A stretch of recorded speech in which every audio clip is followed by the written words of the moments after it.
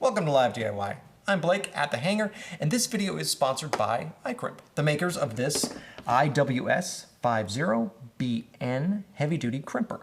It's built for battery cable lugs from 8 gauge all the way to 1/0. So for our video today, we're going to be attaching 2 gauge copper lugs to, let me put it over here, 2 gauge copper lugs to 2 gauge wire. This is your classic small engine battery connection that can handle some significant starting amperages. Setting up the tool is easy. It's a quick rotational choice. I'll swing both jaws to the number 2 slot and making sure it's fully locked in place. These little alignment arrows make sure that it's in the right one. Now before we can add the lug, we've got to prep the wire. This iCrimp kit came with both a cutter and a stripper. For our demo today, let's say I want to attach this cable to a car battery's negative terminal and this end to the frame of the car. Now this end is supposedly corroded with rust. So using the included cable cutter, I'll snip this right off. Notice how the curved blades keep the wire from slipping out as the blades chop through.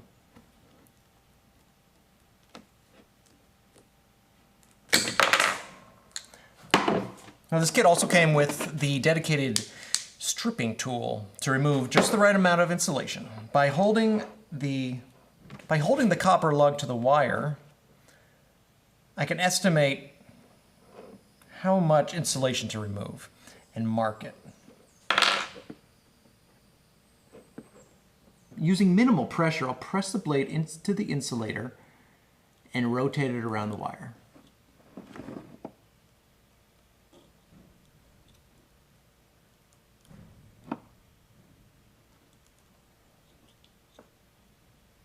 Now, if the insulation doesn't slide right off, you can actually use the slitting tool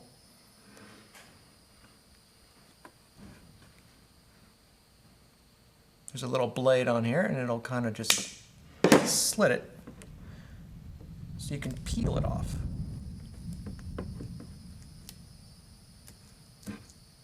Just for reference, this is what the 2 gauge wire looks like next to the 6 gauge wire and the normal 12 gauge electrical wiring.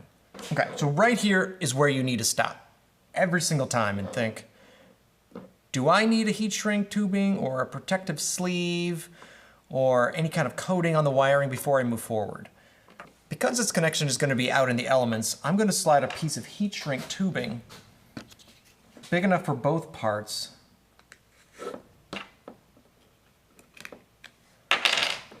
and I'm going to slide it out of the way for a second. Now I have the antioxidant joint compound here, but since these are both copper, I'm not going to use it. But if you suspect that one of these is not copper, maybe aluminum, or they're both aluminum, I highly recommend slathering some of this on there. Just don't confuse antioxidant paste with dielectric grease. Despite having electric in the name, dielectric grease does not conduct electricity. It's an insulator. It can seal out moisture and prevent future corrosion, but it won't transfer power. Okay, let's get to crimping. I'm going to insert the number 2 lug over the number 2 wire. And it looks like, let's take a look at how poorly I estimated. So it looks like I cut off way too much insulation. So let's see how our tool works at trimming this.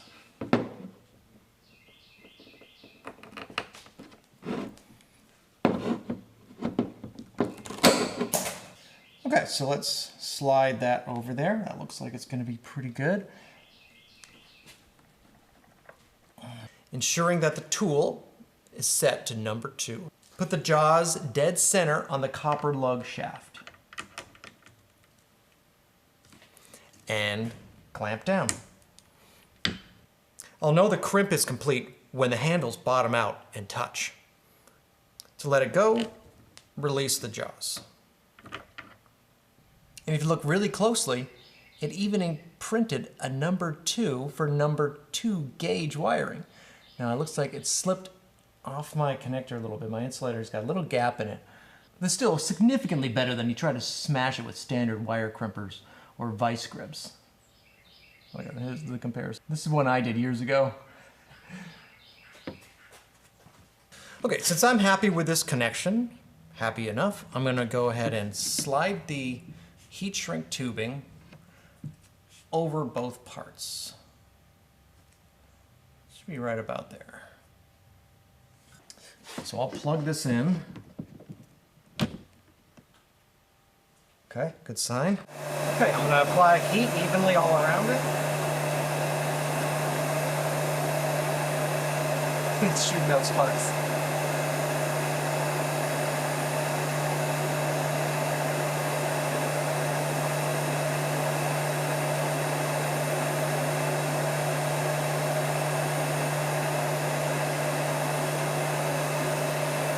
Okay, look at that. A perfect connection, first try. So that's the basics of how this works. A couple of notes about adjusting and storing this tool. It exerts considerable force when clamping down, so if it begins to loosen over time, there's a couple of adjustments on the handle and a little wrench, so you can loosen these up and kind of follow these instructions, and it'll maybe help you out.